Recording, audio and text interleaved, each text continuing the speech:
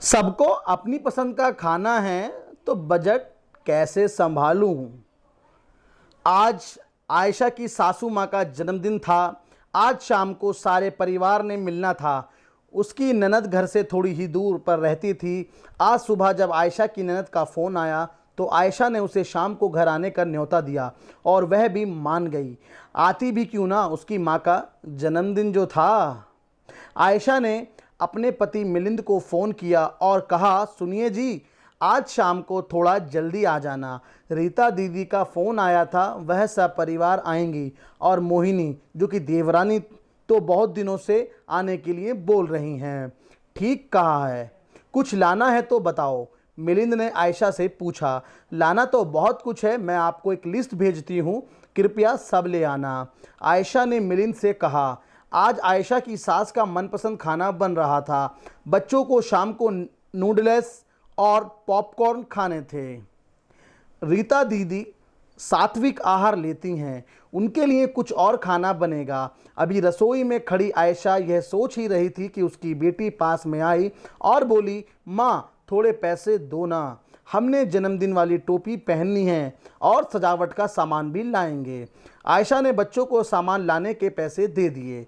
थोड़ा समय बीता और रीता अपने परिवार सहित अपने मायके में थी। अरे माँ, तुम्हारा जन्मदिन है, ऐसे क्यों बैठी हो, अच्छे से तैयार हो जाओ। रीता ने आते ही अपनी माँ से कहा, बैठ बेटी, पानी तो पी ले।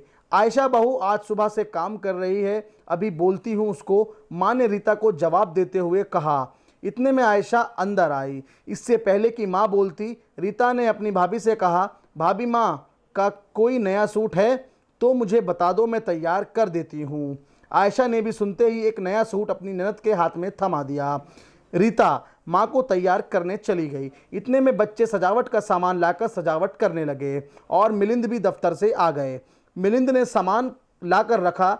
चाय पानी पीने के बाद आयशा से कहा, आयशा मुझे घर के बजट में से पैसे दे देना, आज मैंने क्रेडिट कार्ड से पैसे दिए हैं, वैसे भी महीने की आखिरी तारीख चल रही है। मिलिंद, मेरे लिए भी तो आखिरी तारीख ही चल रही है, सबके मुंह से तो लार टपकती है, सबको अपनी पसंद का खाना है, तुम ही बताओ कैसे संभालूं रसोई का बजट, कितनी भी कंजूसी कर लूं, परिवार में रहते हुए बजट डगमगा ही जाता है। आयशा ने गुस्से से जवाब देते हुए कहा।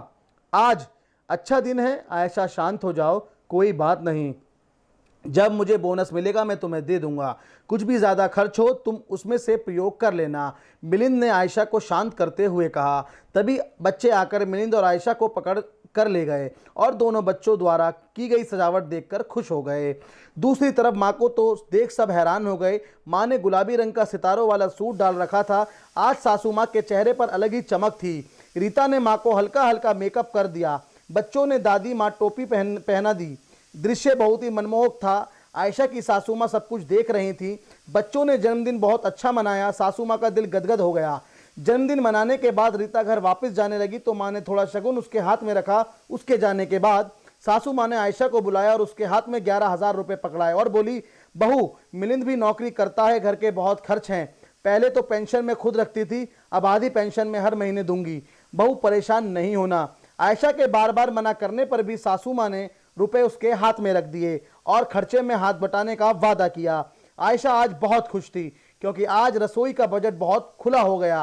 आज सासू माँ के जन्मदिन ने बजट की समस्या ही हल कर दी।